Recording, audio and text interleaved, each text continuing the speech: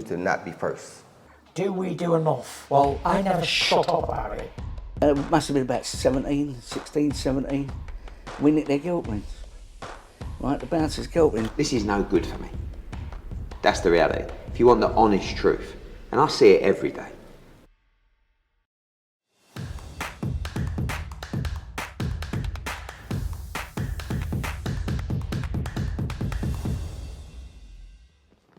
This is Umar for IFLTV. We're at the headquarters of Frank Warren, and Denzel Bentley, the British middleweight champion, happens to be passing through. So obviously had to get a word with the champ. Denzel, you just had a meeting with Frank, Martin Bowers as well. Just I don't know how much you can say about the meeting.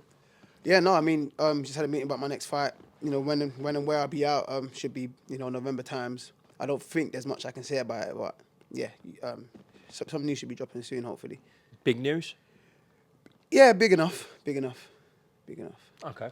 Well, I spoke to Frank regarding the situation after Hamzah's win about how he wants to sort of map your journey out, his journey out as well, because we know you guys are likely to be heading on a collision course. Yeah.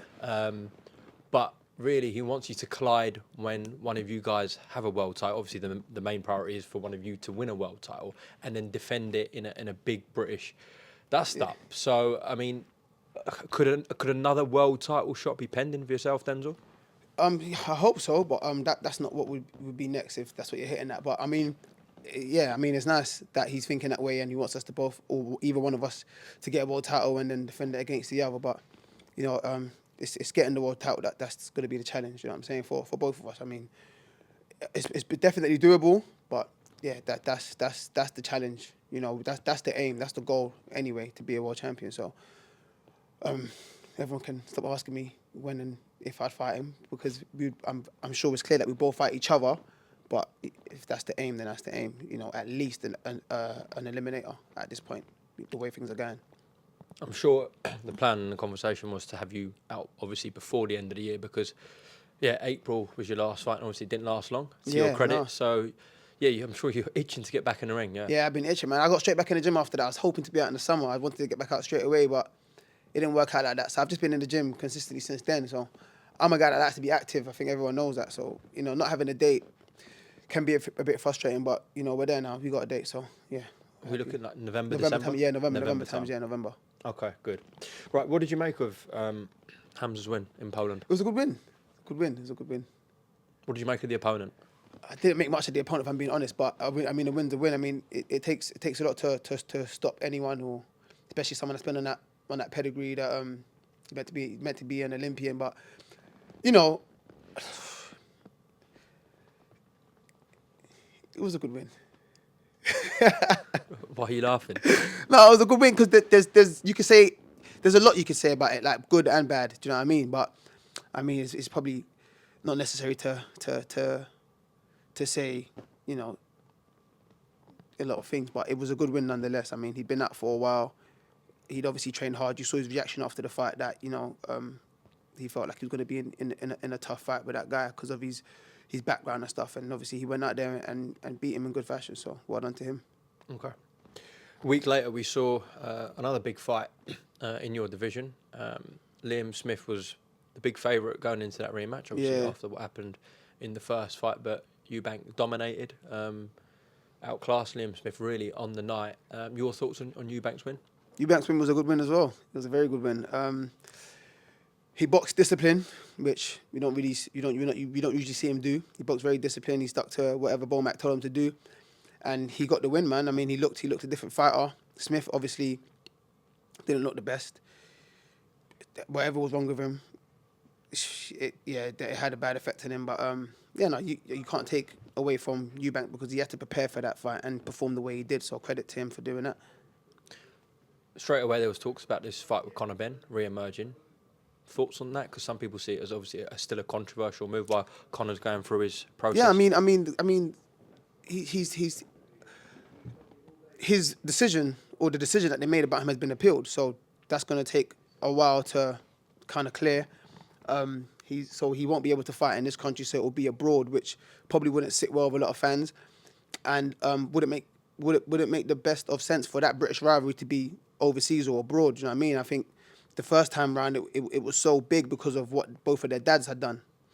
And it was like a third fight, but between their sons. So everyone in the UK wanted to see it. It could have sold out Wembley Arena. Do you know what I mean? So I think going abroad, now it's just a money grab move rather than legacy and, you know, how important that fight is, which is cool, go making money. But if you want the legacy and the importance of that fight, it's got to be done in the right way in the UK, you know, after the whole Ben saga's been cleared and stuff like that. So, yeah.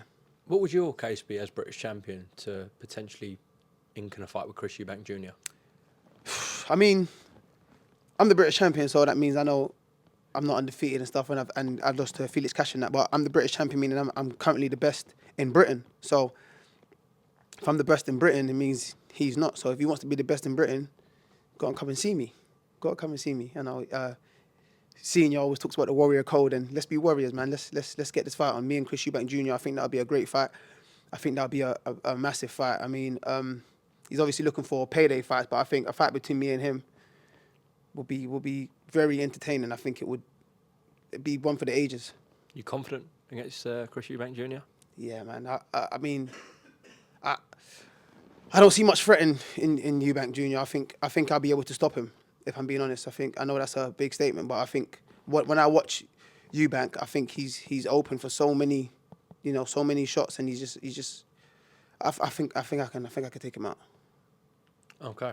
Well, listen, Denzel, you said that you're going to have news very soon because Yeah. we just had this meeting, so we look forward to that news. And as we've discussed, whether it's another world title shot, a Hamzah Sheeraz fight, a Chris Eubank Jr. Chris fight, Eubank Jr., yeah. It's the big fights for you now, Denzel. Yeah, no, big fights for me. I mean, that's where I am. I mean, I went out there and fought the best middleweight in the division, and I pushed him right to the edge. I mean, I don't really like taking credit for coming second best, but, you know, that just showed the level I'm at. So, I mean, no one can go in there and think I can go in with any of these guys and not be able to beat them. So I think I'll be able to beat any of those guys you mentioned. Like anyone top 10, or even top 5 in the UK. I think I beat quite comfortably, if I'm being honest. So yeah, man. And right now, Eubank Jr.'s name is on the top of the division because of what he just done to Liam Smith. So that's the fight. That's the fight I would like, and that's the fight. You know, I'm gonna start chasing. Actually, if I'm being honest, I think after this fight in November, if there's not another world title fight, then I'm gonna start chasing that Chris Eubank Jr. fight. Chasing as in go down to Brighton and hunt him down? You might, yeah, you might see me with a belly on foot chasing now. I'm joking now, but yeah, no, but I mean, I'm gonna start pushing. I'm gonna start mentioning it everywhere, and you know, and just try my best to try and get that fight because I think it'd be a good fight for me. Okay, Denzel Bentley, thank you very much for your time here at Frank Warren's office, and I'm sure I'll speak to you soon. God bless. Thank you. Cheers. Not be first. Do we do enough? Well, I never shut up about it. It must have been about 16, 17. We nicked their guilt rings. Right, the bouncer's guilt ring. This is no good for me. That's the reality. If you want the honest truth, and I see it every day,